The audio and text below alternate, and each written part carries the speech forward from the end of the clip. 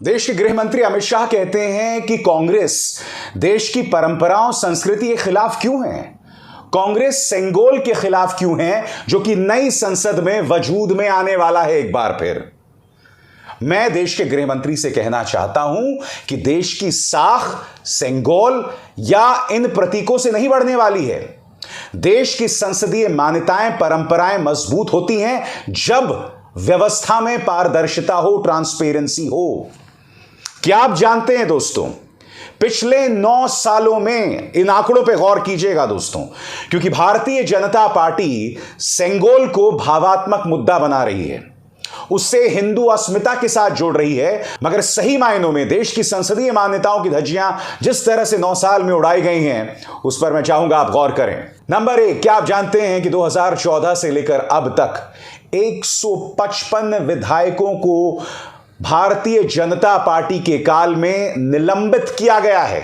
Number 2, पिछले 9 सालों में देश के प्रधानमंत्री ने आज तक किसी सवाल का जवाब नहीं दिया। नंबर 3, क्या आप जानते हैं कि कम से कम 11 बार अध्यादेश लाए गए हैं। अध्यादेश का मकसद क्या है? अध्यादेश का मकसद यह है कि जब सरकार कानून पर बहस नहीं करना चाहती, तब वो लोकसभा और राज्यसभा में महज अपनी ताकत के आधार पर अध्यादेश लाती है। क्या आप जानते हैं कि पिछले 9 सालों में जो कानून संसद में लाए गए थे, उन पर सार्थक बहस भी नहीं हुई। मैं देश के गृह मंत्री अमित शाह से पूछना चाहता हूं, जब व्यवस्था में पारदर्शिता ही नहीं होगी, जब संसदीय मान्यताओं को इस तरह से रौंदा जाएगा, तब किसी सेंगोल पर भावात्मक बहस करने से फायदा क्या होगा? मैं आपको बतलाना चाहता हूं दोस्तों, देश के गृह मंत्री अमित शाह ने दरअसल कहा क्या है आपके स्क्रीन पर। अमित शाह का यह अंग्रेजी में दिया गया बयान है, मैं उसका हिंदी में अनुवाद कर रहा हूं। अमित शाह कहते हैं कि कांग्रेस पार्टी देश की परंपराओं और संस्कृति से इतनी नफरत क्यों करती है। एक जो पावन सेंगोल है, वो तमिलनाडु के एक संत ने पंडित नेहरू को दिया था, मगर उस सेंगोल को देश के संग्रहालय तक सीमित करके रख दिया गया, जबकि उसको संसद में होना चाहिए था, बकौल अमित शाह। अभी मैंने आपके सामने कुछ आंकड़े पेश किए हैं कि प्रधानमंत्री नरेंद्र मोदी ने पिछले 9 साल में एक भी सवाल का जवाब नहीं दिया। वायर की ये पड़ताल बताती है। अब आप मुझे बताइए, भावात्मक प्रतीकों का इस्तेमाल करके उस पर राजनीति करना सही है, या देश की जनता के सवालों का जवाब देना? सबसे बड़ी बात, 155 विधायकों को निलंबित कर दिया गया। इन सवालों के जवाब कोई नहीं दे रहा है 9 साल के बाद। मैं आपको बता दूं, राहुल गांधी ने इस सरकार से पूछे 9 सवाल, वो सवाल क्या हैं कुछ देर बाद, मगर एक वीडियो क्लिप वायरल हो रहा है दोस्तों। एक न्यूज चैनल में बहस हुई सुधांशु त्रिवेदी और सुप्रिया श्रीनेत में, और इस बहस के अंदर भारतीय जनता पार्टी के प्रवक्ता सुधांशु त्रिवेदी ने यह तक कह दिया कि कुछ लोग अपने आप को फादर ऑफ द नेशन करार दे देते हैं।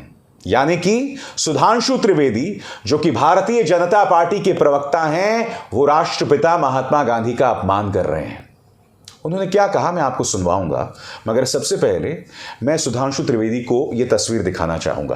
प्रधानमंत्री नरेंद्र मोदी हाल ही में जापान के हिरोशिमा गए थे और वहां पर इस मूर्ति का अनावरण हुआ था। ये किसकी मूर्ति है? ये महात्मा गांधी की मूर्ति है। ये है ताकत महात्मा गांधी की। सुधांशु त्रिवेदी जी, ये बात गांठ बांध कर रख लें। महात्मा गांधी का अपमान करने और गोडसे के महिमा मंडन करने से आप देश का नाम रोशन नहीं कर रहे हैं। कोई नहीं पूछता गोडसे को या सावरकर को, जिनके जन्मदिन पर नई संसद का उद्घाटन हो रहा है। सुनिए दोस्तों, उस न्यूज चैनल के डिबेट में दरअसल हुआ क्या था आपके स्क्रीन पर। मैं फिर सवाल पूछना चाहता हूं, क्या भारतीय जनता पार्टी के एक सांसद को इस तरह से राष्ट्रपिता महात्मा गांधी का अपमान करना चाहिए? वाजिब सवाल यहां उठा रही हैं सुप्रिया श्रीनेत कि आप एक सांसद हैं, आपने देश की संवैधानिक मान्यताओं के हिसाब से शपथ ली है और आप देश के महात्मा गांधी का अपमान कर रहे हैं। और यह बात हकीकत है, महात्मा गांधी ने खुद को वो उपाधि नहीं दी थी, देश ने उन्हें उपाधि दी थी। मैं बताता हूं कि आपके जो वैचारिक पूर्वज हैं वो क्या कर रहे थे। वो नंबर 1 भारत छोड़ो आंदोलन का विरोध कर रहे थे, नंबर 2 मुस्लिम लीग के साथ वो सिंध और बंगाल में सरकार बना रहे थे, वो मुस्लिम लीग जिसने पाकिस्तान बनाया, नंबर 3 आपके वैचारिक पूर्वज सुभाष चंद्र बोस की INA का विरोध कर रहे थे, इंडियन नेशनल आर्मी का विरोध कर रहे थे, सावरकर ने किया। समझे आप सुधांशु त्रिवेदी जी? इसलिए महात्मा गांधी का अपमान कृपया ना कीजिए। सेंगोल को भावात्मक मुद्दा बनाना बहुत आसान है, क्योंकि आपने कहीं ना कहीं उसे हिंदू अस्मिता के साथ जोड़ दिया, मगर देश की जनता को इस बात का कोई जवाब नहीं दिया जा रहा है कि देश के प्रधानमंत्री जो हैं उन्होंने पिछले 9 सालों में संसद में एक भी सवाल का जवाब नहीं दिया। क्यों? आखिर क्यों? और यही वजह है कि राहुल गांधी ने इस सरकार से पूछे 9 सवाल। राहुल गांधी क्या कह रहे हैं दोस्तों आपके स्क्रीन पर। झूठे वादों और जनता की दुर्दशा पर भाजपा ने खड़ी की 9 साल की इमारत। महंगाई, नफरत और बेरोजगारी, प्रधानमंत्री जी अपनी इन नाकामियों की लीजिए जिम्मेदारी। और वो 9 सवाल क्या हैं? दरअसल कांग्रेस ने ये 9 मुद्दे रखे हैं और हर मुद्दे पर कई सवाल किए हैं।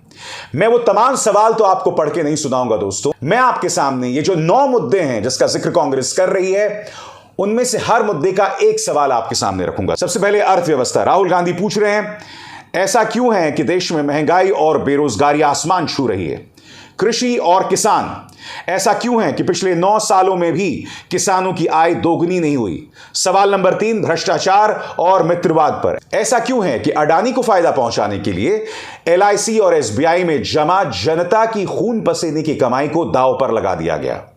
चीन और राष्ट्रीय सुरक्षा, ऐसा क्यों है कि चीन को लाल आंख दिखाने की बात करने वाले प्रधानमंत्री ने उसे 2020 में क्लीन चिट दे दी, जबकि वो आज भी हमारी जमीन पर कब्जा करके बैठा है।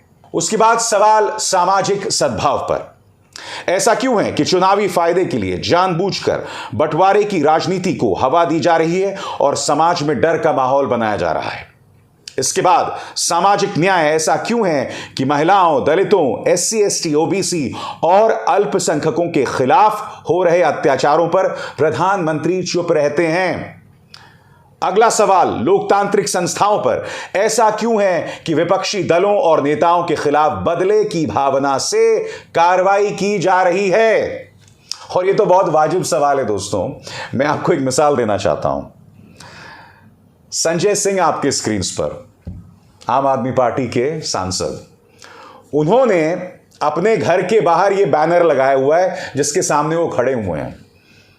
वो कह रहे हैं कि भाई जिसका भी मेरे साथ जो भी नाता रहा है, जिसका भी मेरे साथ जो भी संपर्क रहा है, ईडी उन पर दबिश डाल सकती है।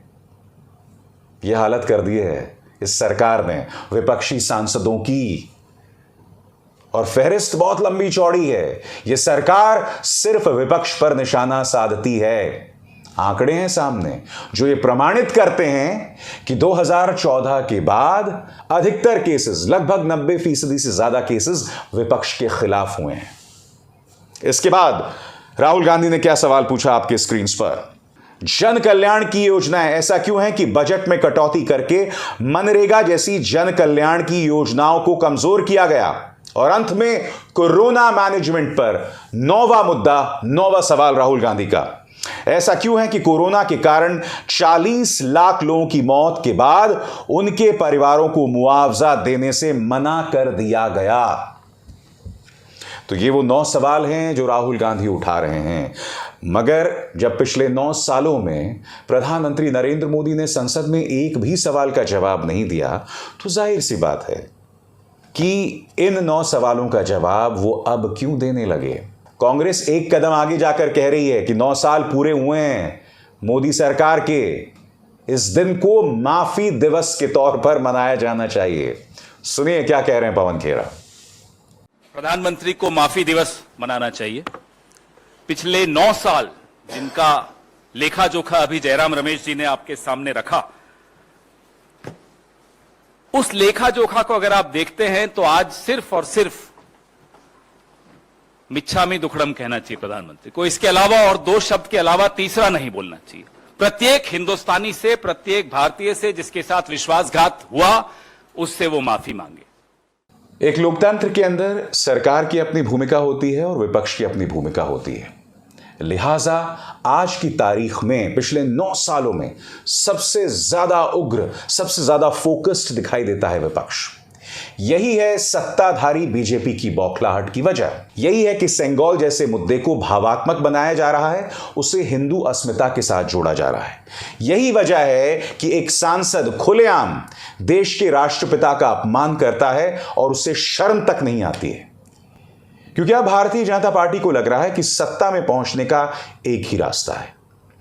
विदेशों में एनआरआईज जो मोदी मोदी करते हैं, जो चुनावी रैली की जाती है, उसे यहां की बेचारी ब्रेन वॉश जनता को दिखाया जाए और कहा जाए कि देखिए किस तरह से मोदी जी का डंका बज रहा है। और दूसरी तरफ सांस्कृतिक भावात्मक मुद्दों को हिंदू अस्मिता के साथ जोड़ा जाए, धार्मिक मुद्दों को राजनीति के मैदान में उतारा जाए। मसलन जनवरी में, जैसा कि आप जानते हैं, राम मंदिर के कपाट खुलने वाले हैं और स्वाभाविक सी बात है कि उस मुद्दे को लेकर भी जनता को इमोशनल किया जाएगा। अगर सवाल वहीं के वहीं बने रहेंगे, उसका जवाब प्रधानमंत्री नहीं देंगे। जिस प्रधानमंत्री ने 9 साल में एक प्रेस कॉन्फ्रेंस नहीं की, वो संसद में पूछे गए सवालों का जवाब आखिर कैसे देंगे? अभिसार शर्मा को दीजिए इजाजत। नमस्कार। स्वतंत्र और आजाद पत्रकारिता का समर्थन कीजिए, सच में मेरा साथी बनिए। बहुत आसान है दोस्तों, इस ज्वाइन बटन को दबाइए और आपके सामने आएंगे ये 3 विकल्प, इनमें से एक चुनिए और सच के इस सफर में मेरा साथी बनिए।